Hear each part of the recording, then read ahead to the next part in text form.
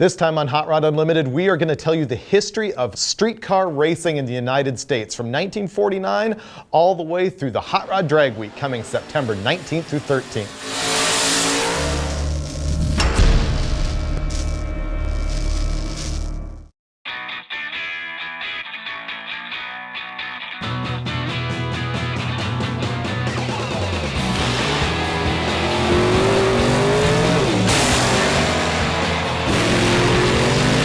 Racing street legal cars goes back to the very beginning of hot rodding. As a matter of fact, in 1949, the Santa Barbara Acceleration Association held what some people consider to be the very first sanctioned drag race. And the real draw was a showdown between two Los Angeles street racers, Tom Cobbs and Fran Hernandez. And Fran won because he was running nitromethane in his car. And that is just a snapshot example right there of how the street legal cars end up becoming just too radical to actually be street cars, and how throughout the years, various sanctioning bodies have tried to bring it back to have actual drag racing with at least the illusion of cars that are streetable. By the time of the very first NHRA drag race in 1953, there was already a class called stock. And it was for just that, a guy bringing out his mom's bone stock car. But pretty quickly, those cars got hopped up to the point where it was obvious there needed to be another class that was a little bit higher and faster, and that was known as gas. Those are the cars that are really popular today, known as gassers. And in the very beginning, it was a weight per cubic inch class, but the cars were ostensibly street legal. They had to carry headlights, turn signals, horns, things like that. But once again, as the years went on, those gassers became more and more radical, to the point in 1970 where many aficionados think that the gasser class was just ruined because the cars were essentially small flip-top funny cars. In the mid-60s, when the muscle cars were booming, the stock classes in NHRA and AHRA were really popular, and they quickly grew into super stock, but then expanded once again way beyond anything that was really like a true street car when Factory Experimental came out, and supercharged Factory Experimental, and wheelbases started becoming radically altered, and eventually the class turned into flip-top funny cars, which, by the way, were invented by Fran Hernandez, the same guy who won that first drag race in 1949. Another diversion out of the stock categories was Pro Stock, which was first contested by the NHRA at the February 1970 Winter Nationals. Now, those cars at the time really weren't streetable at all, but they still had the guise of a car that you could buy off the showroom floor. They had big tires, they were tubbed, they did big wheel stands, huge crowd favorite. But again, very quickly it got out of control. And by 1972, Grumpy Jenkins had introduced the first all-tube chassis Pro Stock car. Throughout the 70s and 80s, it became obvious that NHRA was really about professional drag racing. There was nothing street legal about it anymore, but the fans still had that craving of what's parked in my garage and can I go beat the other guy? And there was a huge street racing underground, especially around Chicago and Detroit, Indianapolis. And Hot Rod Magazine in 1992 spotted this trend going on and decided to launch an event that really became seminal in the whole streetcar racing world. It was called the Hot Rod Fastest Street Car Shootout, and it went down in Memphis, Tennessee in conjunction with the National Muscle Car Association. And at the time, nobody had seen anything like what we had going on there. Street legal cars that were blasting in the high 8-second range in the quarter mile. It was just unheard of.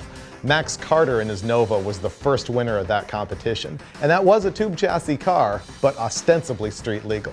The Fastest Street Car Shootout boomed into an entire industry. It just exploded with multiple sanctioning bodies. The NMCA and the Outlaw Streetcar Association, a bunch of little organizations in the Midwest, and it turned into a speed parts industry that was huge as well. Fastest streetcar racing was here to stay, and they still do it with the National Muscle Car Association today. But as Hot Rod Magazine saw its own Fastest Streetcar Shootout once again expand to the point where none of the cars that competed in it were streetable at all, we decided to reel it in again. And in 2004, Hot Rod came up with the Pump Gas Drags, again held in Memphis, Tennessee. This competition required the race cars to drive 30 miles from comp cams in Memphis all the way to the drag strip, and we made them run on Rocket brand 91 octane fuel. Each car would have to hot lap 3 consecutive passes, and the one with the lowest average ET would win. While the pump gas drags were a good step towards bringing streetability back to the street car racing world, we felt that it really wasn't enough. And that's when we came up with the final step in the evolution, Hot Rod Drag Week.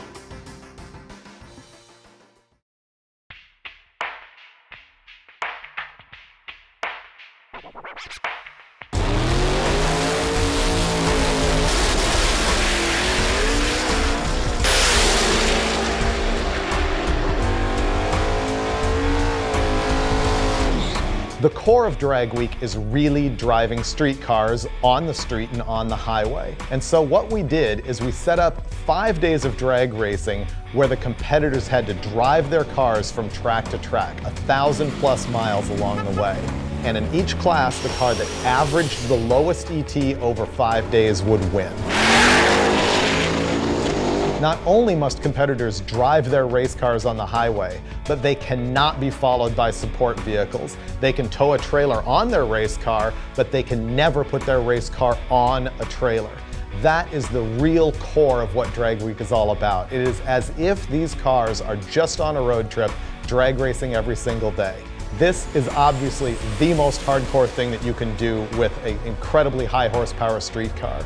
Larry Larson, who's won 5 times in a row, has run 690s at over 200 miles an hour in a car that he's driven as far as 1,400 miles in a week. The thing about Drag Week is not just that the cars have to be fast, it's survival.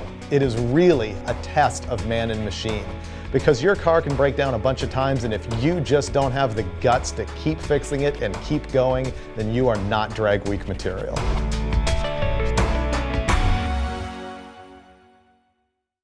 In 2013, Drag Week is in its 9th year and it's become incredibly popular. As a matter of fact, we sold out all 250 of our slots in 8 hours this year. Within those 250 cars are a number of classes that they're running in. We've got everything from bone stock cars all the way up to the unlimited class, which is where they're running in the high 6-second range at 200 miles an hour.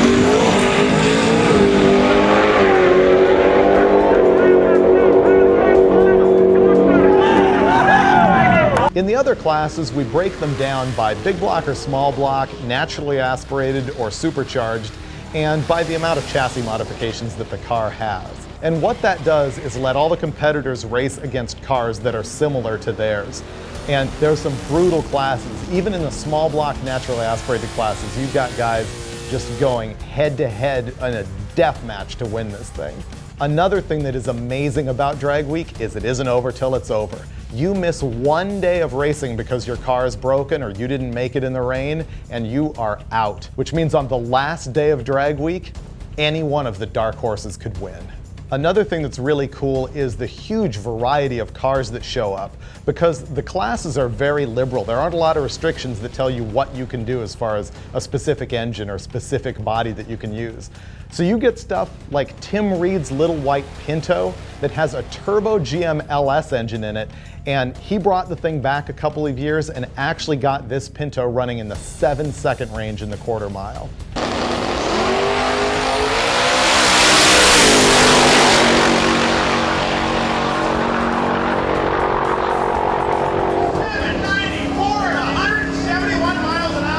In fact, there's a bunch of guys like that who come year after year improving their performance or even jumping from one class to another. I'm thinking of Doc McIntyre, who runs this red 68 Camaro that he's owned since high school, and he's just been whittling away on this car in the naturally aspirated pro street class, and last year finally got his first 8-second pass.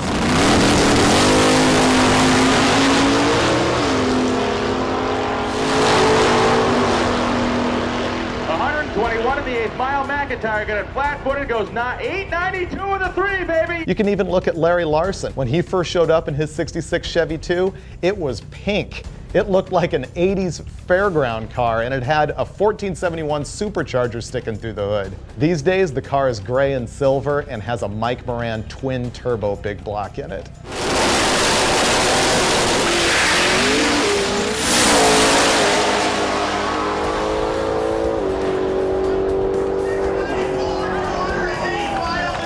Then you've got Jeff Lutz, who has really been the only hardcore contender going after Larry Larson. And he's got this giant, heavy 57 Chevy that has been just getting closer and closer to Larry every year. He almost won last year, just down to the millisecond. And this is a 57 Chevy that carries the front end off the ground all the way through the quarter-mile lights. He's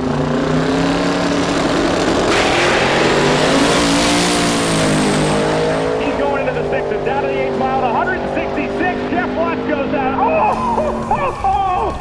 7 flat with a 2.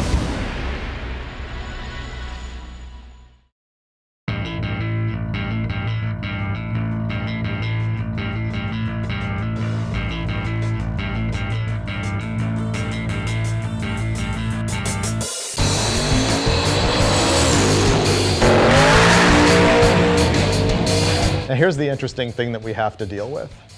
Remember how we've been talking how street car racing always gets out of control to the point where the cars just aren't streetable anymore? Well, Larry Larson has been saying that we're going to let that happen to the unlimited class of Drag Week, because while his Nova is an all-steel original car, some guys are entering unlimited with full-on fiberglass or even carbon fiber Pro Mod cars.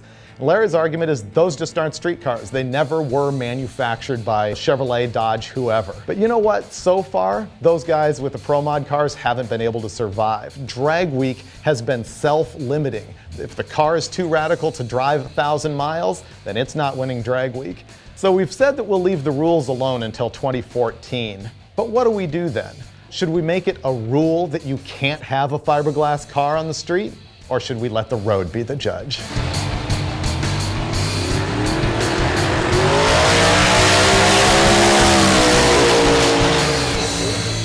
You want to see Drag Week for yourself? You've got the opportunity right here on the Motor Trend channel.